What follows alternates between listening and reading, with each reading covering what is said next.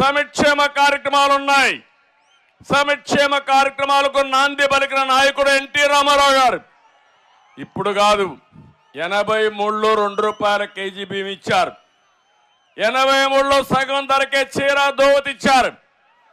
83లో పేదవాడికి ఇల్లు కట్టివ్వాలని పక్కా ఇళ్ల నిర్మాణానికి శ్రీకారం చుట్టిన మహానాయకుడు ఎన్టీ రామారావు గారు. ఈరోజు నేను వచ్చిన తర్వాత మీకు అనేక కార్యక్రమాలు, చంద్రన్న బీమా ఇచ్చాను, వస్తా ఉందని మిమ్మల్ని అడుగుతున్నా. పెళ్లి కానుక ఇచ్చాం, వస్తా ఉందని మిమ్మల్ని అడుగుతున్నా.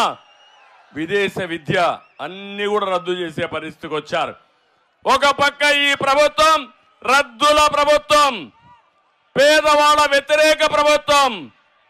ఒక మాటలో చెప్పాలంటే ఈ ముఖ్యమంత్రి పేదవాళ్ళ నడ్డి విరగ్గొట్టే పరిస్థితికి వచ్చాడు. అందుకే నేను ఒకటే అడుగుతున్నా మిమ్మల్ని అందరినీ, ఇంకో పక్క బాధుడే బాధుడు, అవునా కాదా? ఆర్టీసీ రేట్లు పెంచారా లేదా? పెంచుతూనే ఉన్నారా లేదా? ఇంకో పక్క పెట్రోల్ డీజిల్ ధరలు పెంచారా లేదా అని మిమ్మల్ని అడుగుతున్నా.